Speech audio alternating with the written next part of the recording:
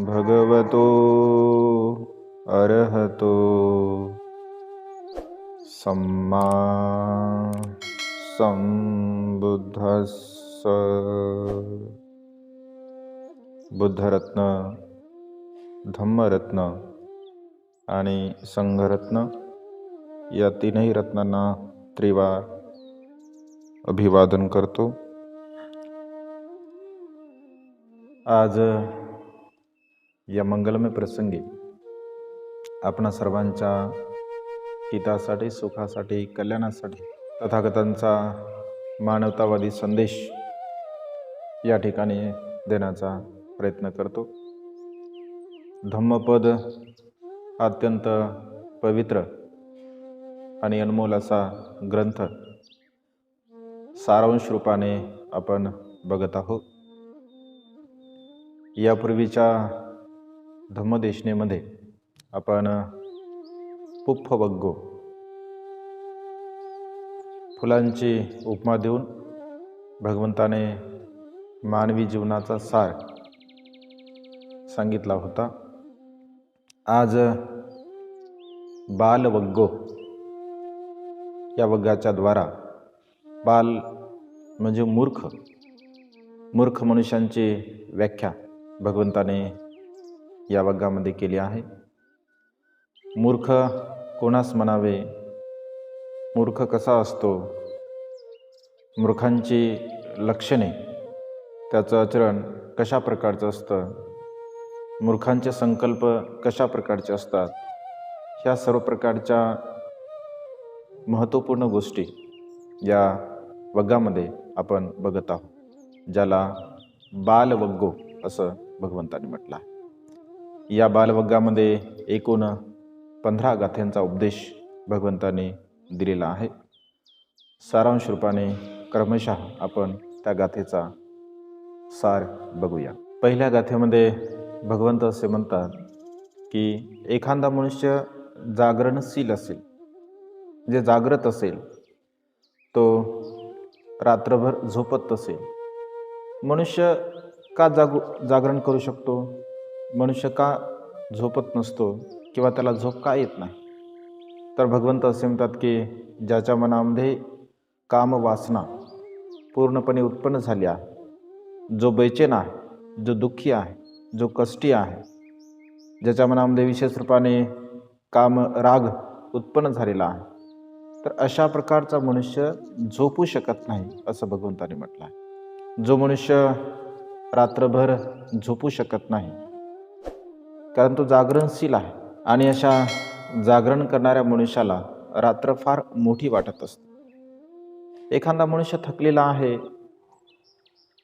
तो बेचैन आहे, दुःखी आहे, कष्टी आहे, तर अशा प्रकारच्या थकलेल्या मनुष्याला योजन लांब वाटत असते, अंतर लांब वाटत असते।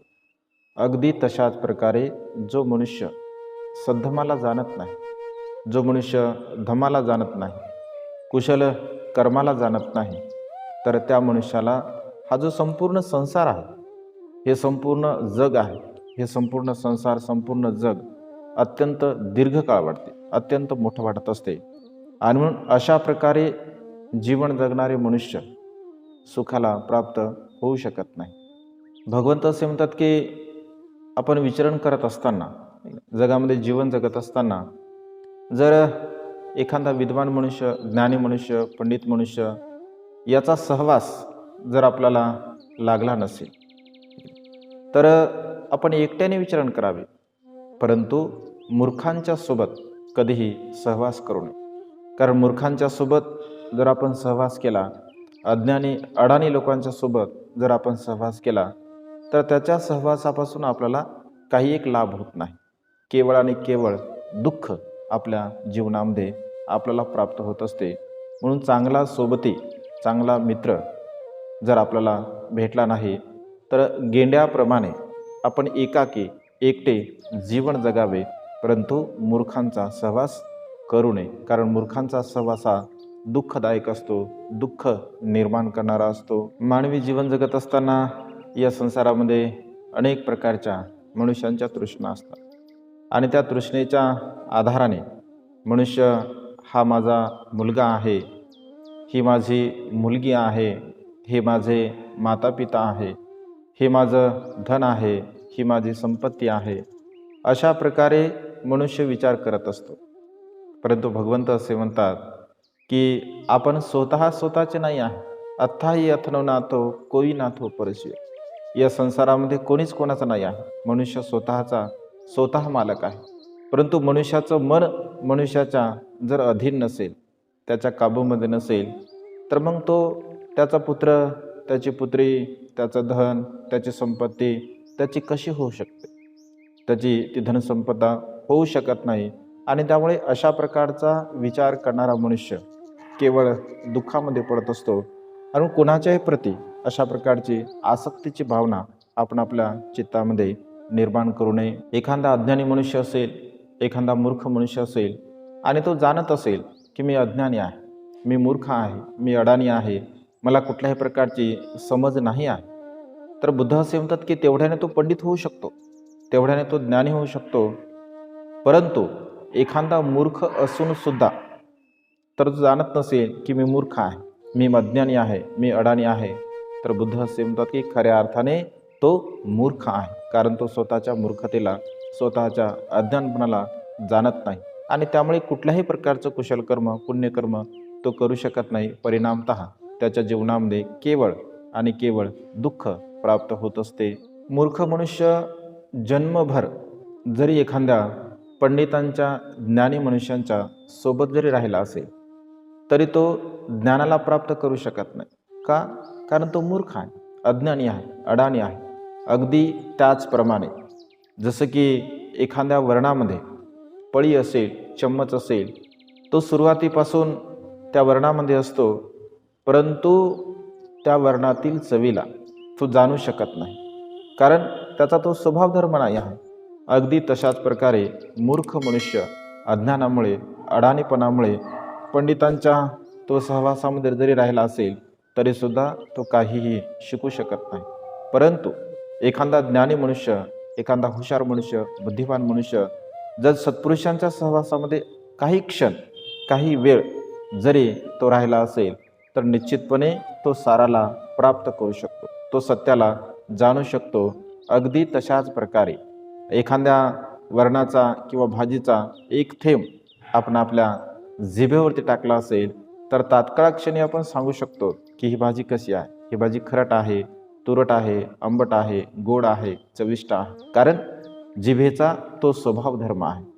अगदी तशाच प्रकारे मानवी जीवन जगत असताना हुशार मनुष्य, बुद्धिमान मनुष्याने नेहमी सत्पुरुषांचा सहवास करावा, पंडित लोकांचा सहवास करावा, विद्वान लोकांचा सहवास करावा, कारण तो सहवास सुखदायक असतो, कल्याणकारी असतो, आपल्या हिताचा असतो.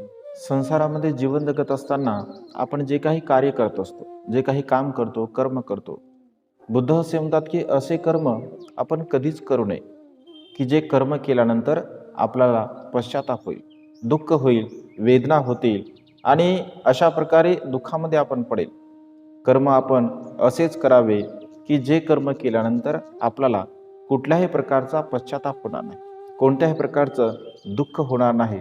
परंतु कर्म करत असताना जो मूर्ख असतो, जो अज्ञानी मनुष्य असतो, जो अडाणी असतो, तर तो कर्म तर करत असतो आणि कर्म झाल्यानंतर जेव्हा त्याला दुःख येते, जेव्हा त्याला त्याचे परिणाम येतात, तर तो मग रडत असतो, शोक करतो, दुःख करतो, कष्ट करतो, कारण त्याने अकुशल कर्म केले आहे, वाईट कर्म केले आहे. कारण वाईट कर्माचा परिणाम हा निश्चितपणे दुःखकारक असतो. परंतु एखादा मनुष्य जर पश्चाताप न करण्याचे कर्म करत असेल, चांगले कर्म करत असेल, कुशल कर्म करत असेल, योग्य कर्म करत असेल, तर त्याचे फळंसुद्धा त्याला अत्यंत चांगल्या प्रकारे देतात आणि तो आनंदाने त्याचे फळं ग्रहण करत असतो, स्वीकार करत असतो. म्हणून कोणत्याही प्रकारे या जीवनामध्ये आपल्याला पश्चाताप होईल असं कर्म आपण करू नये. आपल्याला आपलं मन प्रसन्न होईल, आनंदी होईल, आपल्या मनाला सुख लाभेल, केवळ अशा प्रकारचे आपण कर्म केले पाहिजे, कारण तेच कर्म आपल्याला सुख प्राप्त करून देत असतात. कारण आपण केलेले कर्म म्हणजे जोपर्यंत आपल्याला फळ देत नाही तोपर्यंत ते मधासारखे आपल्याला गोड वाटत असतात. परंतु जेव्हा त्याचे परिणाम येतात ते अत्यंत दुःखकारक असतात, ते अत्यंत वेदनादायक कष्टदायक असतात. त्यामुळे असं कुठल्याही प्रकारचं कर्म करू नये की ज्यामुळे आपल्याला वेदना कष्ट दुःख उत्पन्न होईल. जरी एखादा मूर्ख मनुष्य अगदी सुईच्या दांभिकाच्या टोकाप्रमाणे जरी थोडं थोडं जेवण करत असेल तरीसुद्धा तो सद्धमाला जाणू शकत नाही, सद्धमाला तो प्राप्त करू शकत नाही. आणि त्याचं जे काही जीवन आहे तर अगदी सुखाच्या 16व्या भागा एवढं त्याचं जीवन असतं, कारण तो मूर्ख आहे आणि अगदी सुईच्या टोकाप्रमाणे तो कर्म त्या ठिकाणी करत असतो. अशा प्रकारे सद्धमाला न जाणणारा, सद्धमाला न समजून घेणारा मनुष्य मूर्खत्वाला प्राप्त करतो, तो सुखाला कुठल्याही प्रकारे प्राप्त करू शकत नाही. ज्याप्रमाणे निसर्गाच्या नियमाला अनुसरून जे ताजं दूध असते, अगदीच काढलेलं दूध असते, त्या दुधाला कधीही विरजण लागू शकत नाही, त्या दुधाचं कधीही ताक बनू शकत नाही, दही बनू शकत नाही, तूप बनू शकत नाही, लोणी बनू शकत नाही, कारण त्याला विरजणच लागत नाही. अगदी तशाच प्रकारे या संसारामध्ये जीवन जगणारा जो मूर्ख मनुष्य आहे, जो अज्ञानी मनुष्य आहे, तो कर्म करत असेल परंतु त्याला जरी फळ दिसत नसेल, परंतु ते विस्तवाप्रमाणे ज्याप्रमाणे राख असते त्या राखेच्या खाली अगदी अद्याप विस्तव शिल्लक असतो. आपल्याला जरी वाटत असेल की राख झालेली आहे, परंतु राखेच्या खाली विस्तव असतो आणि त्यामुळे तो मनुष्य त्या विस्तवाप्रमाणे जळत असतो, त्या विस्तवाप्रमाणे त्याला दुःख प्राप्त होत असते, कारण त्याने अकुशल कर्म केले, वाईट कर्म केले, पाप कर्म केले. आणि त्यामुळे कुठल्याही प्रकारचं अकुशल कर्म पाप कर्म आपण आपल्या जीवनामध्ये करू नये. मूर्ख मनुष्याकडे असणारे जे ज्ञान आहे ते त्याच्या स्वतःच्या दुःखाचं अनर्थाचं कारण ठरत असते, कारण त्याच्याकडे असणारं जे ज्ञान आहे तर त्या ज्ञानाच्याद्वारे त्याच्यामध्ये असणारे जे सद्गुण आहे ते सद्गुण पूर्णपणे नष्ट होत असतात, त्याचं डोकं पूर्णपणे खाली होते, त्याला कुठल्याही प्रकारची प्रज्ञा प्राप्त होऊ शकत नाही, कारण तो मूर्ख आहे, मूर्खाच्या विचाराने जीवन जगणार आहे. त्यामुळे अशा प्रकारचा मनुष्य कधीही प्रज्ञेला प्राप्त करू शकत नाही. संसारामध्ये जीवन जगणारा प्रवर्जित असो, सदग्रस्त असतो किंवा कुठल्याही अवस्थेमध्ये जीवन जगणारा व्यक्ती असतो. भगवंत असे म्हणतात की कुटुंब प्रमुखामध्ये किंवा भिक्षूंमध्ये, भिक्षू असेल तर भिक्षूंमध्ये मी प्रमुख असावे, कुटुंबामध्ये मी प्रमुख असावे, विहाराचा मी अधिपती असावा, घराचा सुद्धा मी प्रमुख असावा, जे काही कार्य मी करत असेल त्या कार्यामध्ये माझा सहभाग असावा, जे कार्य मी करत नसेल त्याच्यामध्ये सुद्धा माझा सहभाग असावा, कृत्य अकृत्य या दोन्ही कार्यामध्ये माझा सहभाग असला पाहिजे. मला प्रत्येक गोष्ट विचारून केली पाहिजे, माझ्या वाचून कोणतीही गोष्ट कोणीही केली नाही पाहिजे. ग्रस्तांमध्ये मी पूजनीय असलो पाहिजे, माझ्या घरामध्ये नातेवाईकांमध्ये मी पूजनीय असलो पाहिजे, म्हणजे माझ्या व्यतिरिक्त कुठल्याही प्रकारचं कार्य कुणीही केलं नाही पाहिजे, मीच सर्व काही केलं पाहिजे. अशा प्रकारचे संकल्प जो मनुष्य करत असतो तर हे मूर्खाचे संकल्प आहे, हे अज्ञानीपणाचे संकल्प आहे, हे अडाणीपणाचे संकल्प आहे.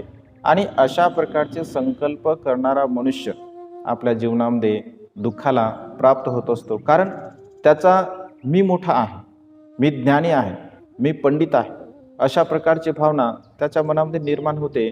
परिणामतः त्याच्यामध्ये असणारा जो गर्व आहे, अहमपणा आहे, मीपणा आहे, अशा प्रकारचा मीपणा त्याचा वाढत असतो. आणि ज्या मनुष्यांचा मीपणा वाढतो त्याचे कर्म अकुशल होतात, वाईट होतात, परिणामतः जीवनामध्ये तो दुःखाला प्राप्त होत असतो.